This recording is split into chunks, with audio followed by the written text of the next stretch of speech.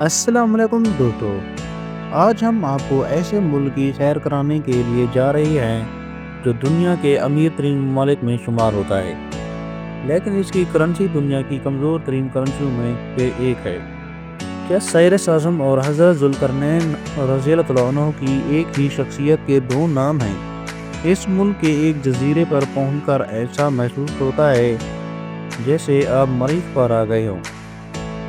ممکن ہے کہ آپ کے ذہن میں اس ملک کے بارے میں اچھے خیالات نہ ہوں، کیونکہ میڈیا اس ملک کی بہت منفی تصویر پیش کرتا ہے۔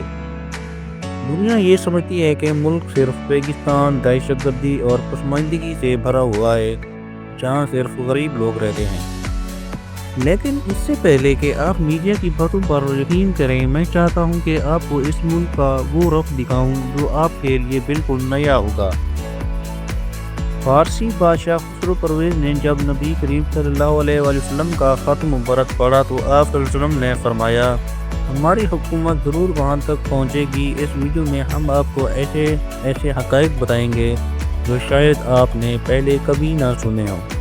ویڈیو شروع کرنے سے پہلے نئے آنے والے دوستوں سے گزارش ہے کہ ہمارے چینل کو سبسکرائب کریں اور ویڈیو کو لائک ضرور کریں تاکہ ایسی معلوماتی ویڈیو آپ تک پہنچتی رہیں۔ چلیں اب ویڈیو کا آغاز کرتے ہیں۔ ایران، جس کا سرکاری نام اسلامی جمہوریہ ایران ہے، ایران تاریخ میں فارس کے نام سے جانا جاتا ہے۔ آج بھی فارس ایران کا ایک صوبہ ہے۔ اگر ایران کو ڈرائی فروٹس کی ماں کہا جائے تو غلط نہ ہوگا۔ ایران دنیا کی قدیم ترین تہذیبوں میں سے ایک ہے، جس کی تاریخ 1500 سال قبل مسیح سے بھی زیادہ پرانی ہے۔ اس ملک کا سرکاری مذہب اسلام ہے اور انتظامی طور پر ایران 31 صوبوں میں تقسیم ہے۔ ایران کی کرنسی کو ایرانی ریال کہا جاتا ہے، جس کی قدر بہت کم ہے۔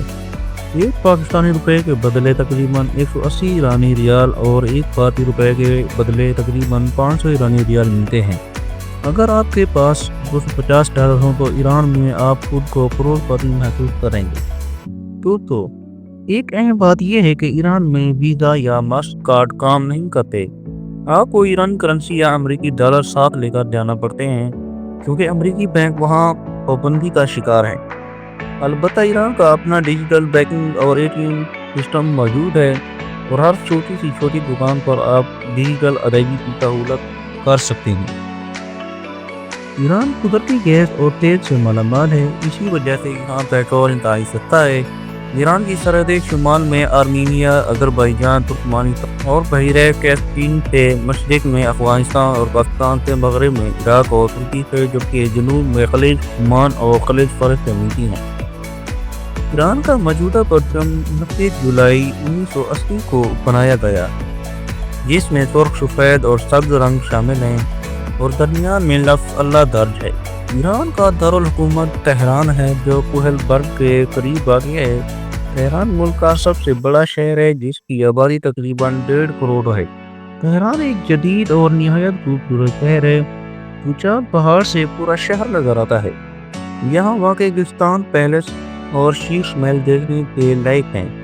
ایران میں تقریباً 99% شادیاں لو میرج ہوتی ہیں، اسی وجہ سے یہاں طلاق کی شرح بھی زیادہ ہے، جو بعض تحقیق کے مطابق 60% تک ہے۔ اگر ایران کی تاریخ پر نظر ڈالیں تو فارسی سلطنت آریائی اقوام نے قائم کی۔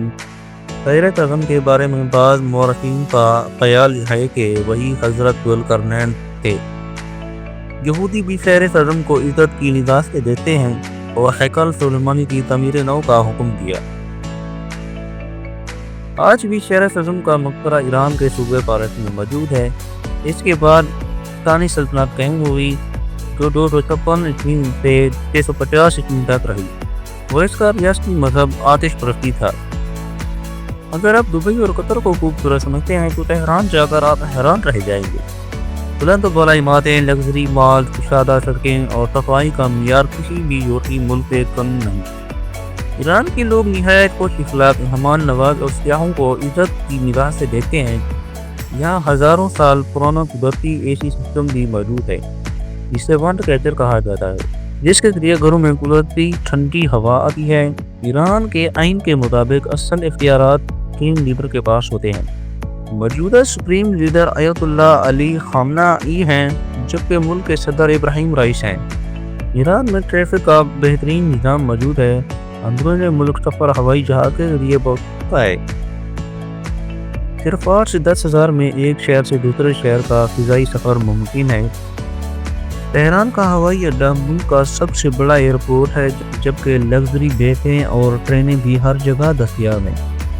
ایران میں رکشا یا اوبر جیسی ٹیکسی سروس عام نہیں، اس لیے بہتر ہے کہ آپ کو مقامات کے نام فارسی میں آتے ہوں اور کرایہ پہلے طے کر لیں۔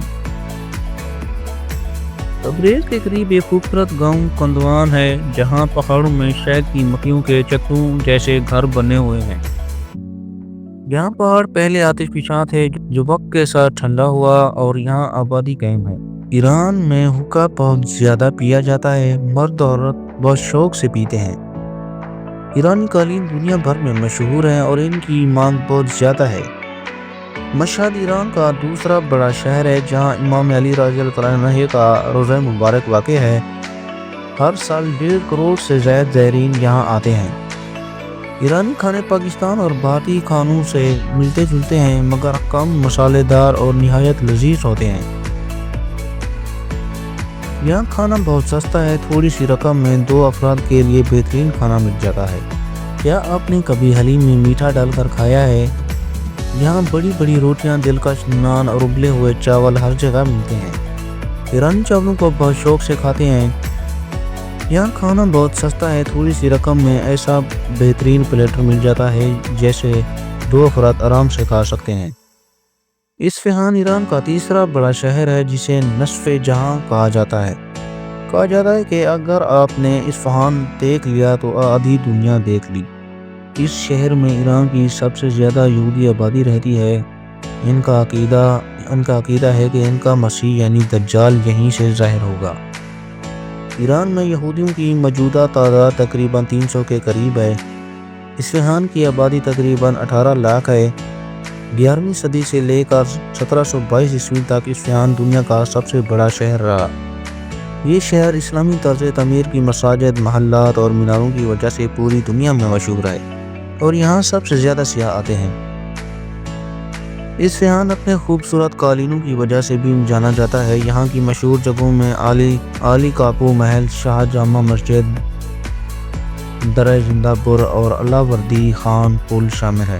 ایران بھارت اور پاکستان کے مقابلے میں تقریباً 2 گنا سستا ملک ہے اور یہاں کے ہوٹل بھی بہت کم قیمت میں دستیاب ہیں۔ ایران کی جنوبی جزائر میں ایک مشہور مقام ستاروں کی وادی ہے، جسے دیکھنے کے لیے لوگ حج کے موسم کے فوراً بعد آتے ہیں۔ اس وادی میں ہوا کی گردش کی وجہ سے خوفناک آوازیں سنائی دیتی ہیں اور کچھ لوگوں کا ماننا ہے کہ یہاں پریوں کی آمد ہوتی ہے۔ ایران میں ایک ایسا جزیرہ بھی موجود ہے جس کی ساخت بالکل مریخ جیسی ہے۔ انہیں چابہار مارٹین ماؤنٹینز بھی کہا جاتا ہے، جنہیں دیکھ کر واقعی ایسا محسوس ہوتا ہے جیسے آپ مریخ پر آ گئے ہوں۔ ایران کی تقریباً 90% آبادی شیعہ مسلک سے تعلق رکھتی ہے۔